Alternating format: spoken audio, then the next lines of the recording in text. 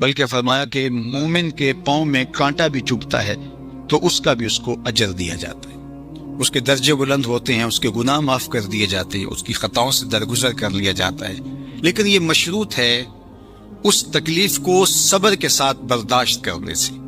اگر وہ واویلا کرتا ہے، ناشکری کے کلمات کہتا ہے، تو تکلیف تو ختم نہیں ہوتی لیکن اجر زائل کر دیا جاتا ہے۔ تو اس لیے ہمیں ہر صورت کے اندر صبر کے دامن کو مضبوطی سے تھامنے کی تلقین کی گئی، اور اہل ایمان کو یہ بھی سبق دیا گیا کہ جب انہیں کوئی بھی مصیبت پہنچتی ہے تو وہ کہتے ہیں انا للہ و انا الیہ راجعون، کہ ہم اسی کے ہیں اور اسی کے حضور پلٹ کے جانا ہے۔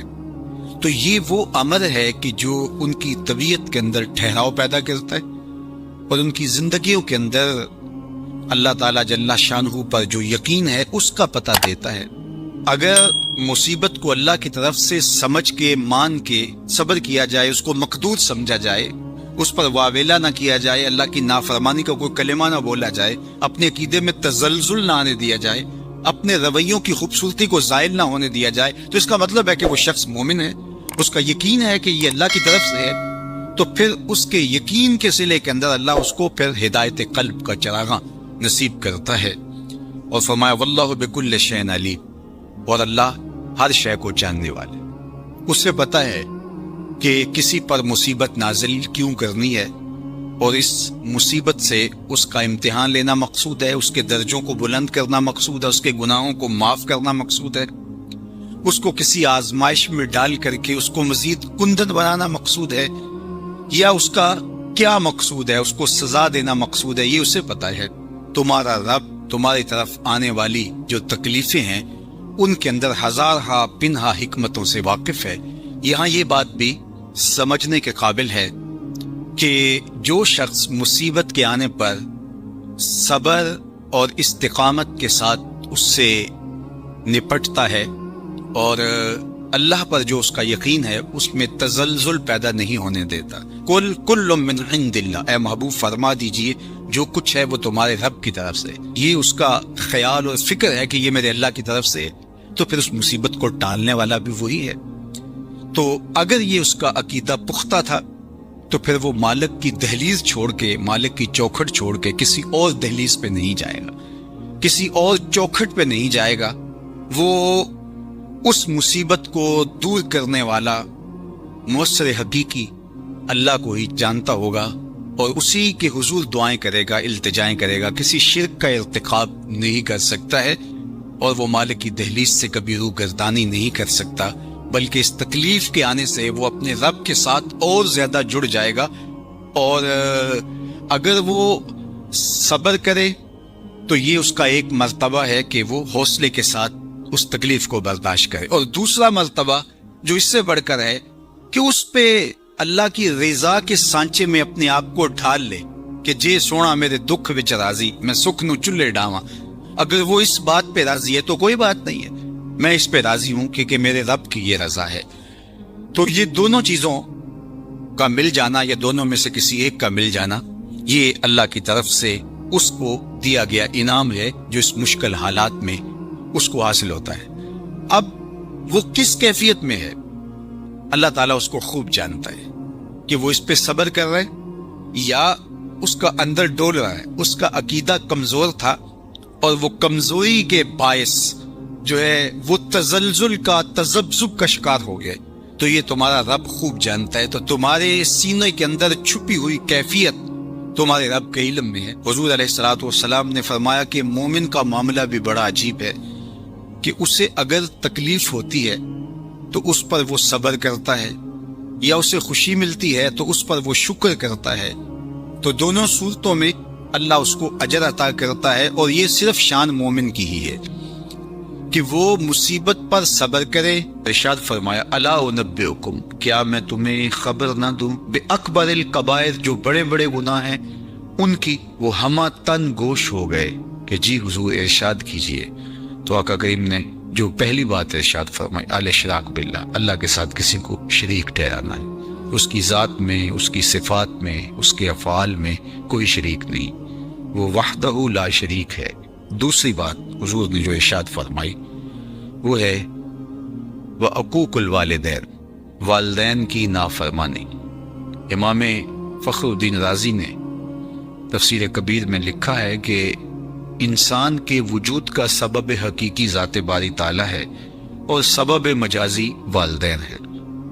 تو اس لیے گناہوں میں جو بڑے گناہ ہیں، اکبر الکبائر جو ہیں، ان میں سے دوسرا بڑا گناہ اللہ کے محبوب علیہ السلام نے عقوق الوالدین کو بیان فرمایا۔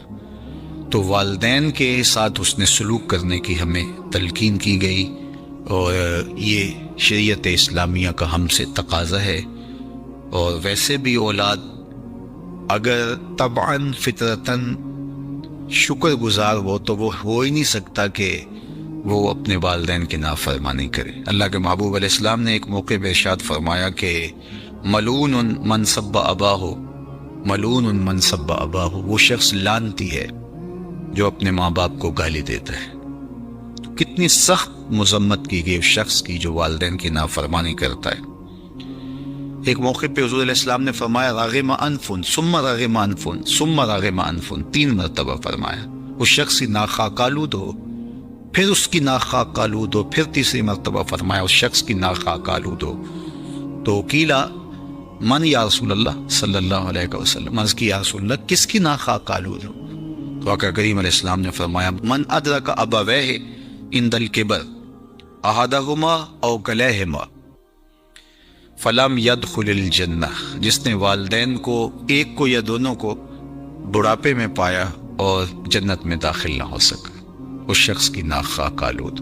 اور یہ تیسری بات ارشاد فرمانے سے قبل حضور نے تکیہ چھوڑ دیا تھا۔ حضور ٹیک لگائے تشریف فرما تھے، لیکن جب حضور یہ بات ارشاد فرمانے لگے فجلس وکان متکئا، تو حضور بیٹھ گئے اور حضور نے تکیہ چھوڑ دیا، اور حضور نے فرمایا الا وقول الزور، سن لو، تیسری چیز جھوٹی بات کرنا ہے، جھوٹ بولنا ہے۔ تو یہ ہے اللہ کے محبوب علیہ الصلوۃ والسلام کا سخت تاکید کرنا جھوٹ سے اپنی امت کو بچانے کے لیے۔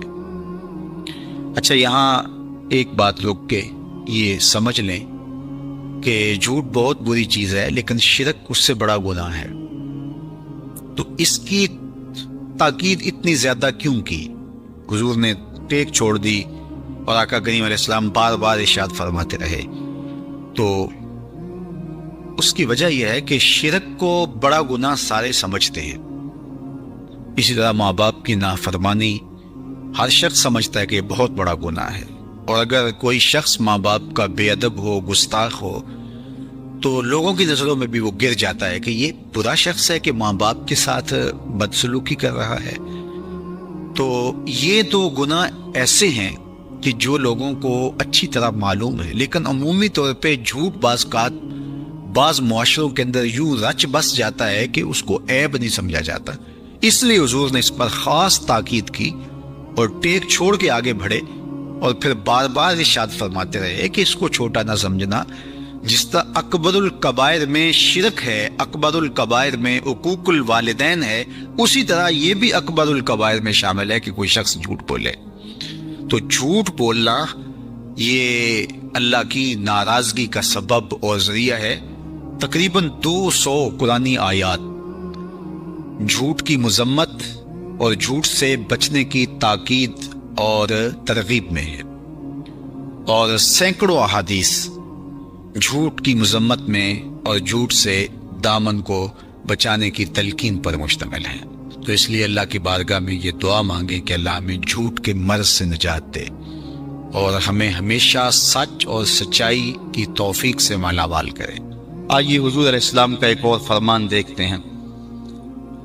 حضور نبی رحمت صلی اللہ علیہ وسلم نے ارشاد فرمایا من کانت نیتہ طلب الاخرہ، جس شخص کی نیت مقصد زندگی آخرت طلب کرنا ہے، وہ دنیا پہ آیا اس لیے ہے، اس کی آرزو ہے کہ میری آخرت ٹھیک ہو جائے، وہ دن رات لگا ہوا ہے آخرت کو درست کرنے کے معاملے میں۔ جس کا مقصد زندگی طلب آخرت ہے، جعل اللہ غناہ فی قلبہ وجمالہ شاملہ واتتہ الدنیا وہی راغمۃ، تو اللہ تعالیٰ اس کے دل میں غنا ڈال دیتا ہے، اس کی محتاجی دور کر دیتا ہے، اور دنیا ساری اس کے پاس جو ہے ایسے آتی ہے اس کے پاس جس طرح کے لونڈیاں آتی، لونڈی بن کے، خادمہ بن کے، نوکر بن کے دنیا اس کے قدموں تلے آتی۔ یہ وہ جس کا مقصد آخرت ہے۔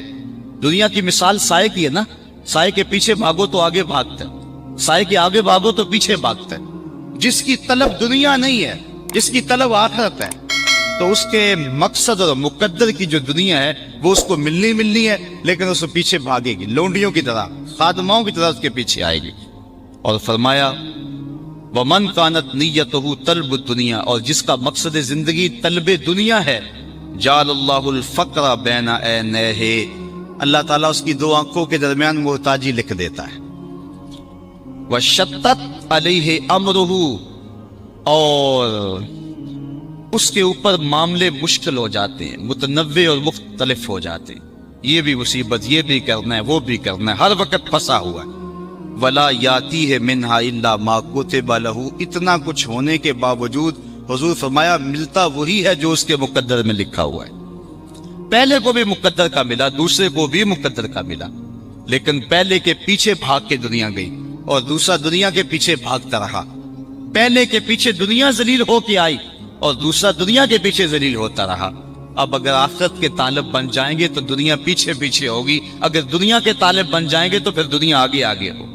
حضرت ابو حریرہ رضی اللہ تعالی عنہ سے ہی ایک روایت ہے، فرماتے ہیں کہ امرنی ربی بتسع، کہ حضور فرماتے ہیں کہ میرے رب نے مجھے 9 چیزوں کا حکم دیا، میرے رب نے مجھے 9 چیزوں کا حکم دیا۔ خشیت اللہ فی السر والعلانیہ، کہ میں اعلانیہ بھی اور مخفی بھی اللہ سے ڈروں، ایک تو مجھے اس کا حکم دیا، اعلانیہ طور پہ بھی اللہ کا خوف ہو اور مخفی طور پہ بھی۔ دوسری بات وَكَلِمَةِ الْعَدْلِ فِي الْغَضْبِ وَالرِّضَا، غصے میں ہوں یا کہ خوشی کے ماحول میں عدل انصاف کو ہاتھ سے نہ چھوڑو، کلمہ عدل ہی کہوں، مجھے یہ بھی حکم ہے رب نے۔ تیسرا حکم وَالْقَسْطِ فِي الْفَقْرِ وَالْغِنَى، دولت مندی اور محتاجی، غربت، دونوں ادوار کے اندر مجھے میانہ روی سے چلنے کا حکم دیا ہے۔ چوتھی چیز وَأَنْ أَصِلَ مَنْ قَطَعَنِي، جو میرے سے قطع تعلق کرے میں اس سے تعلق جوڑوں، یہ مجھے حکم دیا گیا ہے۔ پانچواں حکم یہ دیا گیا وَأُعْطِيَ مَنْ حَرَمَنِي، جو مجھے محروم کرے میں اس کی جھولیاں بھر دوں، وَأَعْفُوَ عَمَّنْ ظَلَمَنِي، اور جو میرے اوپر ظلم کرے میں اس کو معاف کر دوں، وَإِنْ يَكُونَ صَمْتِي فِكْرًا، میں خاموش رہوں تو فکر کروں، وَنُطْقِي ذِكْرًا، جب بولوں تو ذکر کروں، وَنَظْرِي عِبْرًا، جب دیکھوں تو عبرت حاصل کروں، وَآمُرَ بِالْعُرْفِ وَقِيلَ بِالْمَعْرُوفِ، اور جب کسی کو حکم دوں تو نیکی کا ہی حکم دوں۔ کہا میرے رب نے یہ مجھے 9 باتیں ارشاد فرمائی ہیں۔ اب حضرت ابو ذر غفاری رضی اللہ تعالی عنہ کو جو حضور نے ارشاد فرمایا وہ بھی سماعت کر لیں۔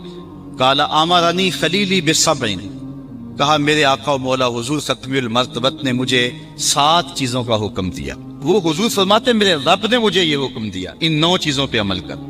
اور یہاں حضرت ابو ذر غفاری فرماتے ہیں میرے آقا نے، حضور نے مجھے ان 7 چیزوں پہ عمل کرنے کا حکم دیا۔ اب ان 7 چیزوں کو من میں اتاریں اور آج کے اس جمعے کے اجتماع میں اپنے دامن میں لپیٹ کے لے جائیں اور اس پر عمل کی کوشش کریں۔ پہلی بات امرنی بحب المساکین والدنو منہم، حضرت ابو ذر غفاری فرماتے ہیں حضور نے مجھے مسکینوں سے پیار کرنے کا حکم دیا، والدنو منہم، اور فرمایا کہ ان کے پاس بیٹھا کرو۔ جو مسکینوں کے پاس بیٹھتا اس میں تکبر پیدا نہیں ہوتا ہے۔ پہلا حکم حضور نے مجھے دیا کہ میں مسکینوں کے پاس بیٹھا کروں اور ان کے ساتھ محبت کیا کروں۔ اور دوسرا حکم حضور نے یہ دیا وَآمَرَنِي أَنْ أَنْظُرَ إِلَى مَنْ هُوَ دُونِي وَلَا أَنْظُرَ إِلَى مَنْ هُوَ فَوْقِي، حضور نے مجھے یہ حکم دیا ہے کہ میں اپنے اوپر نہ دیکھوں، اپنے نیچے دیکھوں۔ اپنی مٹی پہ ہی چلنے کا سلیقہ سیکھو، سنگ مرمر پہ چلو گے تو پھسل جاؤ گے۔ حضرت شیخ سعدی فرماتے ہیں کہ میں دمشق کی جامع مسجد میں جمعہ پڑھنے گیا، میرے کسی نے جوتے اٹھا لیے، میرے پاس پیسے بھی نہیں تھے کہ مزید جوتے خرید سکتا۔